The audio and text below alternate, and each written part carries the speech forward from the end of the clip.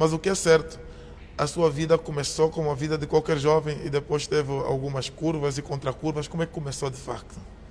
Bem, na verdade, existem três tipos de maldições. É a maldição lançada, maldição adquirida e maldição hereditária. Bem, eu sou vítima primeiro de uma maldição hereditária e depois foi o lançado. Lançado como? Eu quando tinha 5 anos, a Bíblia diz que em Provérbios 18:21, o poder da vida e da morte está sobre a língua. Não é? Todas as palavras que saem pela nossa boca. Então, quando tinha 5 anos, a minha mãe falava em umbundo, otimuno. Otimuno quer dizer que este vai ser gatuno. A Bíblia fala de Isaías 5:13, Oséias 4:6, o meu povo perece por falta de conhecimento.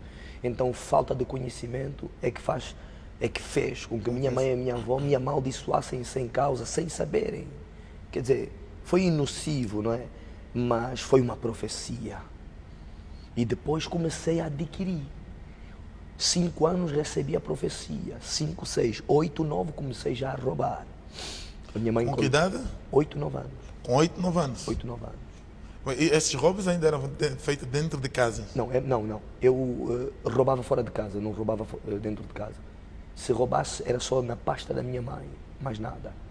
Então eu levava-me para a escola, minha mãe levava-me para a escola, eu pulava da escola para ir roubar com amigos. E os primeiros roubos quais eram? Eram nos supermercados.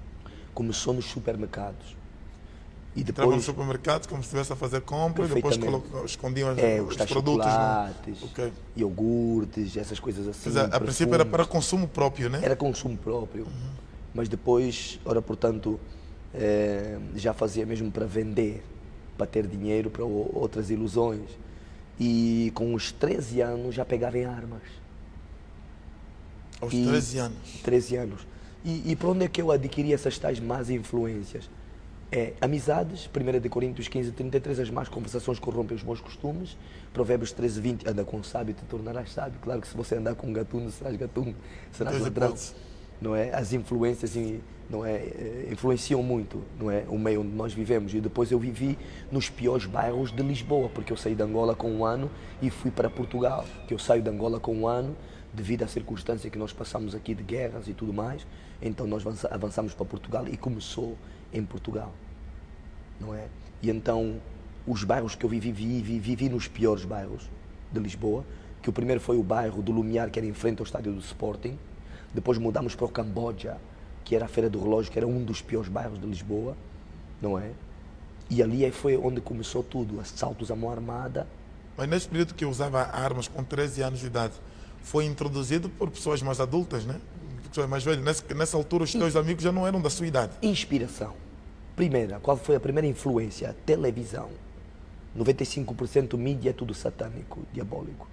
Eu me lembro que eu quando assisti um filme de Val Kilmer, Robert De Niro, El Pacino, Cidade sob Pressão, que assaltavam um banco levando muito dinheiro, eu almejei aquilo. Eu disse, não, eu tenho que começar a fazer isto, crimes maiores, estes crimes pequenos para mim já não fazia sentido. Eu queria crescer, queria ser mesmo um lord de máfia, queria ter dinheiro, queria ter posses, Pronto, em princípio era mesmo para tirar os meus pais na situação em que viviam, aliás, o meu padrasto e a minha mãe, não é? E então as televisões Aquilo, quer dizer, acabavam influenciaram. por inspirar. Um dia também quero estar nessa posição. De alguém que Perfeitamente. ordena, que manda, que tem um poder de facto. Perfeitamente. E pronto, os amigos começaram também a abrir outros horizontes. Por exemplo, o Parque Eduardo VII em Lisboa é um parque onde vão homens homossexuais se prostituir. E então eu ia lá, não é? Que era para, não é? Obter dinheiro, né? Obter dinheiro fazendo relações sexuais com homens. Uau. Eu também fazia relações sexuais com homens. Mas depois comecei mesmo a desejar isso na minha carne. Comecei a ter Quer dizer, desejo. a primeira iniciativa foi para ter, Ter o dinheiro. dinheiro. Mas depois já começou a ter mesmo vontade. A vontade de me O envolver desejo. com um homem. É verdade. O Romanos 1:25 diz que mudaram a verdade de Deus é mentira. Homens casam com homens, mulheres casam com mulheres. Não é? Um espírito diabólico. Enfim, eu me prostituía com mulheres, não me envolvia com camisinha e tinha mesmo muitas namoradas, envolvia-se mesmo sem camisinha. Pronto, adquiri a maior parte dos espíritos, eu adquiri mesmo em Portugal. E depois eram cadeias sempre cadeias. Em Portugal também começou a ir para a cadeia. Cadeias. Qual foi a idade que experimentou uma cadeia? Com que idade que foi para a cadeia? Eu comecei já a frequentar a cadeia com 12 anos. Meu Deus. E se formos a contar, passa 50 vezes. Mais de 50 vezes Mais de entrou para a 50 cadeia. vezes. E nessas vezes todas passou em julgado? Foi julgado? Não. Fui a tribunal, fui julgado, mas atenção, a justiça de Portugal é muito diferente. Quando é menor, o menor não pode ver o juiz. Quem foi responder foi a minha mãe. Eu sentava ali num cadeirão à espera da minha mãe, a minha mãe aqui ia responder os meus crimes. É incrível. É. E nessa altura conseguiu pelo menos dar a vida que pretendia para os pais? Disse que Nem um o pouco. objetivo era melhorar a vida dos pais? Nem um pouco. Quer dizer, Nem um pouco. Não tinha resultados na Não prática? tinha resultados nenhuns. Ninguém frequentava uma igreja, ninguém falava de Cristo, ninguém falava... Ninguém batia a porta também, a vossa porta, para falar de Cristo? Não, Também? eu me lembro que eu nunca fui pregado na minha infância. Nunca ninguém me falou de Cristo. Aliás, o cristianismo não começa da igreja para casa, começa de casa para a igreja. Ok. É de casa para o serviço, de casa para a rua, de casa para o trabalho, de casa para a escola. Mas os pais é que têm o dever recíproco de ensinar os filhos o caminho de Cristo. Não é? O Jeremias 9:20 diz que ouçam a palavra do Senhor, mulheres, ensinem os vossos filhos a temer Deus.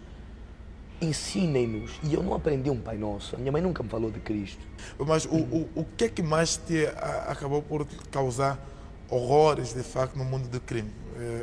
Em Portugal ainda. Bem, ora, portanto, já fazia mesmo por ilusão, né? Porque queria vestir bem, queria ter um perfume, queria ter dinheiro no bolso, queria ter um carro, queria ter uma moto, queria aparecer na discoteca e dizer também eu tenho, eu posso, também sou alguém, queria estar sempre em cima.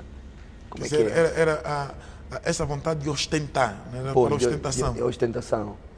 Depois, e então, pronto, já era uma vida mesmo de ilusória, né? E De qual foi a ilusória. maior loucura que foi cometida lá, no assalto, em Portugal ainda?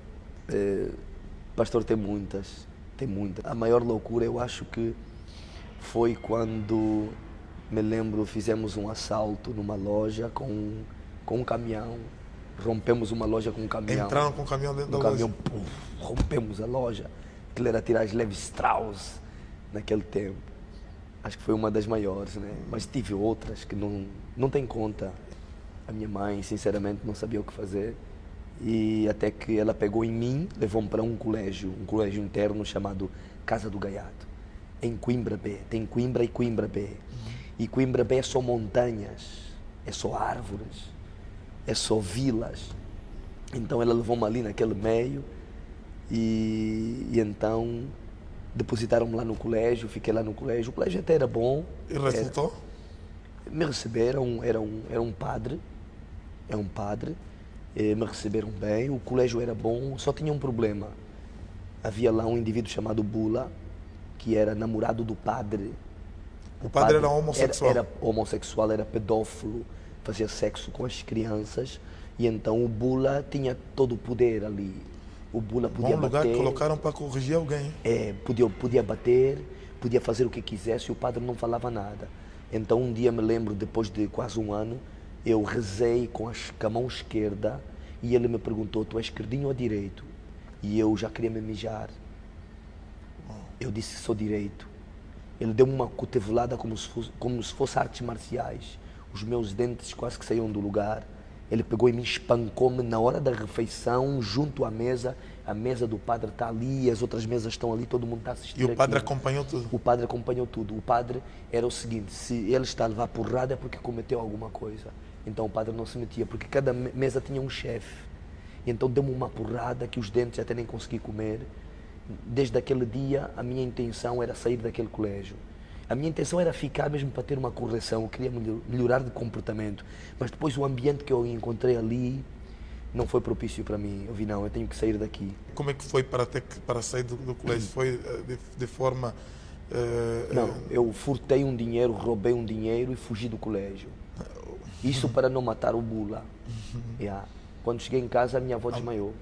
não acreditou que Não o homem acreditou. está de volta. Quando a minha mãe chegou do emprego, disse, olha, Fernanda, senta, tem uma surpresa para ti, o teu filho está aqui. Ah, veio me visitar? Disse, não, Ele fugiu do colégio. Minha mãe também desmaiou. E depois desse período ficou muito mais tempo em Portugal ou voltou logo para Angola? Eu fiquei, ora, portanto, eu fui lá para Portugal com 1 ano de idade e fiquei quase 20. Então, Até os 20 anos. era muitos crimes, era muita tribulação, então a minha mãe decidiu mandar-me para Angola. A vinda para Angola era para corrigir-te também. Bem, a minha mãe já estava cansada. Minha mãe, para mim, ir morrer... Era só para despachar. Desaparecer era só para despachar, porque ela não aguentava. E depois eu vi que a vida no Lobito não era muito boa, então volto para Luanda, que era para poder regressar para Portugal. Foi aí que eu conheço grupos. Quer dizer, até então ainda não tinha entrado no crime. Eu ia para o Lobito. Não, estava em repouso, estava a repousar, mas os espíritos lá estavam. Estava em férias. Estava em férias. Estava em férias porque ainda não tinha noção que era Angola. Ainda não tinha encontrado aí pessoas Não. que podiam lhe introduzir? Não tinha nada disso. Então, ora, portanto, era preciso conhecer, né? Conhecer, porque eu vinha com uma noção para Angola, que Angola era um país aterrorizador, de guerras e armamentos e por aí afora. Então, quando vim para Angola, querer subir para Portugal, também não consegui. Foi aí que eu conheço grupos. Nós passámos um tempo que era grupo HDA, Alameda Squad, Dibo Squad, Manabelas, Kazanga Squad, Popula Squad, Prenda Squad, tudo mais Squad. Então, eu não pertencia ao grupo deles, eu apenas fazia furtos, roubos com eles. Participei em muitos assaltos com eles. Quer dizer, participava em assaltos com todos esses grupos? Com todos esses grupos. Fazíamos assaltos à mão armada, mas eram assaltos como se fosse nos filmes. Porque uma AK, uma granada, eu só via na televisão. Quando cheguei em Angola eu comecei a encontrar esse tipo de armamento. Eu disse, é isto que eu preciso para assaltar um banco. E depois... O nível de crime que estava em Portugal não se compara com o nível de crime que entrou aqui em Angola? Nem um pouco, nem um pouco. Tem um outro nível completamente diferente? É um outro nível completamente diferente. Que eu comecei a conhecer muitas coisas. Eu conheci um grupo de máfia também que era de roubos de viaturas, de carros e motos na África do Sul. Viajei muito para a África do Sul. Para ir roubar motos? Para ir roubar motos, carros, trazer. As motas vinham todas desmontadas nas pastas. Nós trazíamos para Angola, montávamos as motas e vendíamos. Os carros mesmo vinham por estrada, com documentos tudo falsos. Mas a maior parte dos carros eram pessoas mesmo de empresas que nos davam o carro e depois davam a participação que como se fosse roubado. Foi roubado. Então o seguro lá paga uma outra viatura. E o carro entra aqui como... Entrava ilegal. Então participei também nesse grupo de máfia. Também tráficos de criança também. Também? Rapta-se crianças e vendia-se no Kikolo em alguns langas. Cada criança estava avaliado em $170 mil, $150 mil, $100 mil, depende da qualidade da criança. Se for um menino loiro, olhos azuis, então tens $200 mil para cima. $80 mil para cima? 80 mil já é uma qualidade assim baixa, né? Aquelas famílias que de baixa renda, né? Que são meio pobres. Agora, é dependente do escalão, né? É o escalão. Lavagem de dinheiro também. Participei em muitas lavagens de dinheiro com generais e tudo mais. Mas também tráficos de droga. Assaltos a bancos? Não, assaltos não, isso era primordial. Esse era o pão de cada dia. Esse era o mais normal que existia? Não, esse é o pão de cada dia. Esse é mesmo, porque nós sabemos que aí tem dinheiro, então ou vai ou racha. Eu não tinha problemas, eu podia entrar num banco sozinho, armado. Entrava sozinho e fazia o assalto sozinho? Tinha uma grande coragem. Eu tinha uma grande coragem. Eu dava sempre, como se diz, sangue na tropa. Eu era muito impulsionado. Então eu tinha essa coragem. E o dinheiro que se ganhava, que se roubava nesses bancos, também gastava-se assim, da mesma forma que roubava, da mesma forma que gastava? Prazeres da carne. São prazeres simplesmente? Prazer, é só mesmo só para dar nas namoradas, satisfazer as namoradas e com o dinheiro ter mais namoradas. Ostentar? Ostentar. Então, eu com este dinheiro viajava para a África do Sul. Há lá uma boate chamada Summit Club, onde esses governantes aqui do nosso país vão para lá também. É uma boate onde eu acho que aquilo é a casa mesmo do diabo. Eu entrava ali sexta-feira, só saía, segunda-feira só, esses 3 dias só sexo. Com todo tipo de mulheres. Ficava os 3 dias lá fechado? Fechado. Depois, segunda-feira, que ia para os tais roubos de viaturas. Eu fazia o seguinte, assim que chegava em Angola, a primeira coisa é colocar um visto no passaporte. Visto no passaporte porque eu sabia que havia de receber uma patada, como se diz, uma pista de um dinheiro. Nós assaltávamos empresas, casas e bancos, Então logo roubava, pegava logo e viajava. porque já tinha o visto no passaporte. Então era o meu objetivo. Eu era muito preparado, eu era muito cuidadoso. Tanto mais que nas zonas onde eu vivi, a vizinhança não sabiam o que eu fazia de concreto. Sabiam sim que era Então, que tem aí um vizinho que tem os seus negócios, consegue comprar as suas coisas. Eu sabia, não, isso aqui é um busineiro qualquer, ele faz alguma coisa, ou droga, alguma coisa, se rouba para não sei. As pessoas ficavam na dúvida, o que é que será? Pois, então, o meu último assalto foi uma casa de câmbio. Foi 2008, dia 25 de junho 2008. 2008. Eu havia roubado uma moto dia 20 de junho, levei a moto para o Ambo para vender, vendi a moto, cheguei dia 25 e dia 25 também recebi a chamada, olha, tem uma patada agora, uma casa de câmbio, está a sair agora um Pax, era a nossa linguagem, está a sair um Pax agora com uma pasta com $500 mil. Então, logo imediatamente saí de casa a correr, que era para ir lá na casa de câmbio, não é? Fizemos o assalto, correu bem, levamos o dinheiro e, no entanto... Mas quem passava essas informações, normalmente são pessoas que trabalham mesmo lá na... É o seguinte, Também faziam parte do crime. a maior parte dos assaltos, nós nunca assaltamos uma residência, um banco, uma empresa, se não houver fuga de informação, um informador, alguém infiltrado. Alguém que esteja ligado com a Alguém que casa. esteja ligado, se alguém que dá a pista, eu tenho que ter a pista, porque eu não vou entrar às cegas dentro de uma casa. Eu tenho que saber que ali tem X e onde é que está. Nesses assaltos que teve a bancos, nesses tráficos que houve de seres humanos, nunca houve intervenção da polícia? Sempre houve. Sempre houve. Nós tínhamos pessoas na polícia, no corpo da polícia, no corpo militar, no corpo da Força Aérea, no corpo da DEFA, no corpo da energia, como é que se chama? Da IDEL, porque nós, quando fôssemos assaltar, cortavam por exemplo, a energia da área para se fazer o assalto? Não. Quando fôssemos para assaltar, por exemplo, um estrangeiro, íamos com roupa da DEFA. Alguém nos fornecia o equipamento. Há casas que a gente íamos como IDEL, assaltávamos como se fosse a IDEL.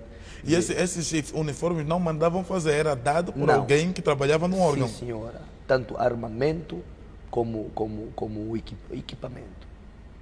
Eram pessoas mesmo que estavam lá dentro. Quer dizer, dentro desses órgãos também tem muita gente que está na criminalidade também. Perfeitamente. São aqueles que ficam por trás, não aparecem à frente. Pois, não aparece, eles só entregam. Quando houver problemas, é para vocês não mostrem o meu nome. Mas a cada assalto há um pagamento que faz a eles? Sim, claro. Se houver um assalto, houver êxito, nós temos que, não é, dar o bolo do tal fornecedor. Não falhava. Aqui em Angola também já experimentou várias cadeias também? Várias vezes esteve na cadeia também? Sim, várias cadeias. Várias. Eu acho que já entrei na cadeia, pode ser aí umas 20 e tal também, 30 e tal vezes. E quando é que começa o ponto de viragem, a mudança de facto? Quando é que decidiu mudar completamente? Por acaso eu me lembro que havia um senhor cego que era testemunha de Jeová. Ele deu-me ali uma explicação acerca do sacrifício de Jesus Cristo. Eu lhe perguntei, mas mataram-no por quê? Ele disse, não, mataram-no por causa dos seus pecados. Meus pecados? Como assim? Mas ele fez o quê? Ele disse, não fez nada. Não fez nada e ninguém interviu, não fez nada. Quer dizer, eu não estava a entender. Morreu por quê? Mas alguma coisa que eu captei. E o último assalto foi em 2008, dia 25, como disse. Dia 28 a polícia apanhou-me no aeroporto. Para viajar? Para viajar. Houve uma fuga de informação que o fulano X vai viajar. Então o aeroporto já estava cercado. Estavam armados até os dentes. O meu grupo todos morreram, foram eliminados. No mesmo dia? Não, no mesmo dia não. Quer dizer, eles foram apanhando aí pessoas, tinham informações da localização de todos. De toda. Então já sabiam que eu haveria de viajar. Cercaram o aeroporto à minha espera. No aeroporto caçaram. Eles não podiam fazer disparo, não podiam me matar, porque no aeroporto não se faz disparo. Mas como eles queriam levar isso mais a fundo, mais a peito, talvez mais tarde podiam me apagar. Só que o problema é que o dinheiro era grande e os comandantes todos já estavam todos em alerta para saber quem é que levou esse dinheiro. Pois, então levaram-me para a esquadra. Na esquadra, eles não me bateram porque eu falei a verdade. Eu contei tudo, tintim por tintim. Toda a história. Toda a história. O polícia olhou assim para mim, ele está a falar a verdade, não lhe batam. Essa história foi mediática? Houve uma informação, a mídia falou sobre esse assalto? Bem, não falou por quê? Porque era muito dinheiro envolvido e a televisão quando vinha para fazer a gravação nas celas, que eu passava de cela em cela, porque estavam a fazer cárcere privado. Eles não apresentavam? Não apresentaram. Porque tinham interesses nos valores. Nos valores, ok. Pois, era muito dinheiro. Tanto mais que o dinheiro que apareceu, eles ainda mexeram no dinheiro. Então, como era muito dinheiro envolvido, então não queriam dar a conhecer nas redes sociais. E então fui posto na cadeia, assalto a uma armada, roubo qualificado, vai de 20 a 24 anos de cadeia, com atenuantes ia de 16 a 18, mas não podia ser atenuado porque era reincidente. Reincidente não tem direito a atenuantes. É. Mas, como havia entrado com um nome que não era meu, não é? Então, mas mesmo assim, como o assalto foi um assalto de muito dinheiro, era mesmo 20 a 24. E então, no entanto, tentei outras formas para ver se conseguia me livrar da cadeia. Tentei fugir da cadeia, não consegui. Fui pego pelas autoridades, me espancaram, bateram-me muito mesmo. Tentei... Então fugiu da cadeia de Viana? Cadeia. Eu fui levado primeiro para a cadeia da CCL, do ROC, depois do ROC para o São Paulo, que o São Paulo era o hospital de prisão. Sim. Depois fui para a Viana. Então eu também usava feitiço, usava poderes mágicos, eu sabia falar com espíritos, com o próprio diabo, uma reza que você faz. Mas o conhecimento ou acesso também a esse misticismo teve no período em que estava com os grupos, os assaltantes, para se proteger contra os assaltos? Isso até começou em Portugal. Ok. Aqui foi uma outra dimensão. Angola é um dos centros do feitiço mais forte. É Angola. Então eu usava feitiço. Uma vez eu roubei dinheiro do meu tio por 2 vezes, então tive que buscar feitiço para ele não me poder apanhar com a polícia, porque ele andava a mim atrás. E não me conseguiram mesmo encontrar. Eles podiam passar-me ao meu lado e não iam reconhecer que era eu. Eu usava feitiço para ter dinheiro. E então tentei feitiço para ver se saía da cadeia. Não resultou? Não resultou. Mas o feitiço entrou na cadeia como? O feitiço... eu tinha mais 2 indivíduos que estavam no mesmo crime que eu. E então eles tinham um feiticeiro que ele via-nos pelo espelho. E então no espelho ele conseguiu falar a nossa roupa toda, porque nós mandamos um telefone dentro da comida. Então nós tínhamos a comunicação. E então o feiticeiro conseguia detalhar tudo. Mas o feiticeiro disse, eu não sei, esse mulato tem alguma coisa. Vocês 2 vão sair, vocês podem sair, mas esse mulato não. Esse mulato tem alguma coisa. Então eu não sabia o que eu tinha. Mas eu acho que devia ser mesmo a mão do Senhor. Deus. É a mão do Senhor. E graças a Deus por isso. Amém. E nesse dia, nessa cela, fui visitado por uma sombra negra. Eu vi com os meus olhos abertos, a sombra negra entrou dentro da cela e me apertou no pescoço. E eu queria gritar, não conseguia. E haviam pessoas mesmo que estavam sentadas ao meu lado. Eu fui apertado. E então quando eu disse, em nome de Jesus 3 vezes, aquela sombra foi embora. E depois comecei a usar ofensas, falta de conhecimento. Afinal foi o nome de Jesus que expulsou aquela sombra negra. Porque o feiticeiro disse para eles 2, o mulato tem que morrer para vocês saírem. Uau! Quer dizer que a sua vida foi oferecida como sacrifício para a saída deles? Para a saída deles. Então durante a noite é o próprio feiticeiro que apareceu lá na cadeia? O feiticeiro veio me visitar para me matar. Mas como na verdade eu fui escolhido, então não havia como. Mas foi nessa altura, quando viu que o feitiço não resultou, que decidiu virar-se para Deus? Não, não.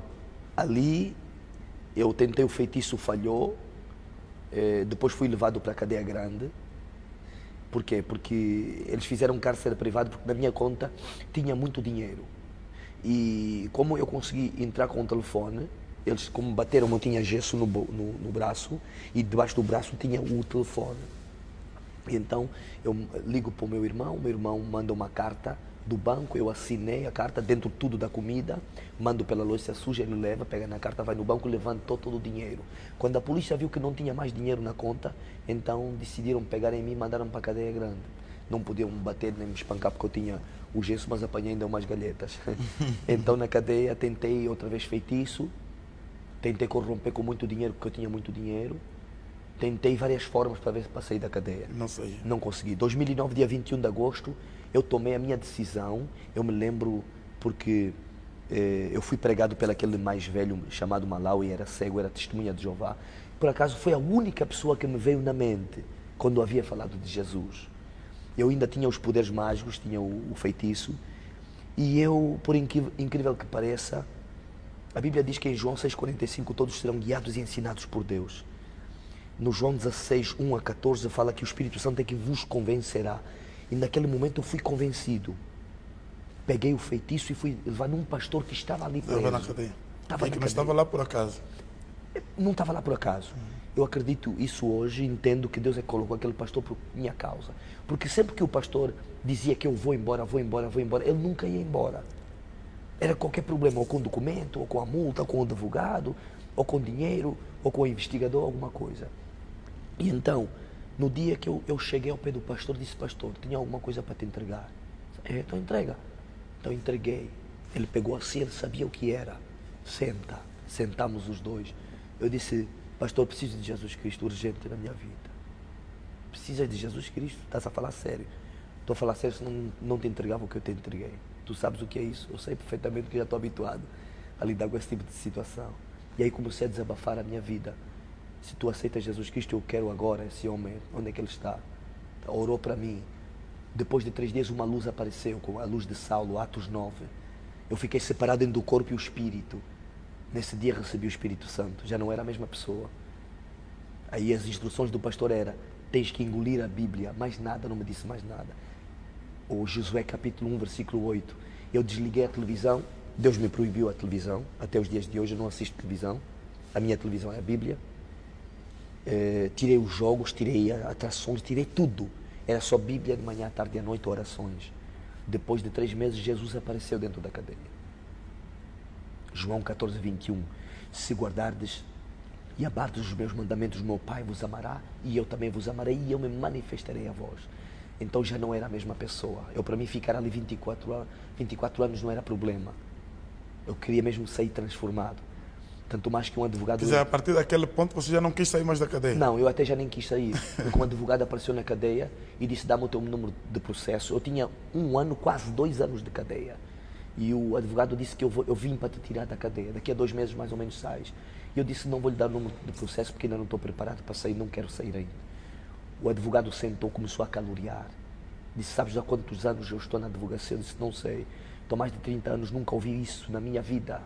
Todo mundo aqui, se você perguntar se quer sair da cadeia, todo mundo vai dizer: sim, eu quero sair da cadeia. Quem é você? Eu disse: eu sou servo do Senhor, não estou preparado ainda para sair. Eu quero ser batizado. Se não for batizado desta cadeia, também não quero sair dessa cadeia. E foi assim. A minha convicção era tanta. O tempo para mim já era normal. Importava. Porque eu já estava a ter conhecimento. Já estava a absorver muito conhecimento. Provérbios 16, melhor é obter conhecimento do que a prata. Melhor é ganhar sabedoria do que o ouro. Quando eu vi o Daniel 2:21, diz que Deus muda os tempos e as horas, veio logo na minha cabeça. Então, se são 24, ou ele tira o número 2 ou tira o número 4. Se são $500 mil, então Deus vai tirar o número 5, mas eu não vou pagar nada. E assim foi, a minha fé era grande. E grandes manifestações dentro da cadeia. Em 3 meses já estava a pregar o Evangelho. Dentro da cadeia? Dentro da cadeia. Porque nós temos cultos internos e externos. Igrejas vinham nos alimentar. E uma das igrejas era mesmo o Maculus. Que são os meus pais na fé. Dona Ana Maria Afonso, Dona Diaconisa Vitalina, o pastor Luís Pedro e tudo mais. E então tínhamos os cultos internos. E em 3 meses já estava a pregar. E em 3 meses me deram a pasta como líder evangelista dentro da cadeia. E eu, para mim, aquilo, estar na presença do Senhor era, para mim, a melhor coisa. E foi assim que começou. E a partir daí ficou quanto tempo ainda orando com a Bíblia? Quanto tempo mais ficou na cadeia? 4 anos, não paguei 4 nada. anos? Sim. Ficou os 4 anos na leitura da Bíblia, em oração? Oração, recebemos ensinos, seminários, aulas de capacitação, teologia, fizemos aí quase tudo. Quer dizer, eu posso crer que, afinal de contas, eu fui para a cadeia, era mesmo para tirar o curso. Era para se encontrar com Cristo. Era para tirar o curso. E depois de sair da cadeia, portanto, depois de forma sobrenatural, Deus lhe tirou da cadeia, os ex-amigos, os amigos do crime, tentaram uma aproximação consigo? Perfeitamente, sem dúvida. Quando ouviram dizer que o canal saiu, ainda sofri muitos, como é que eu posso dizer, convites.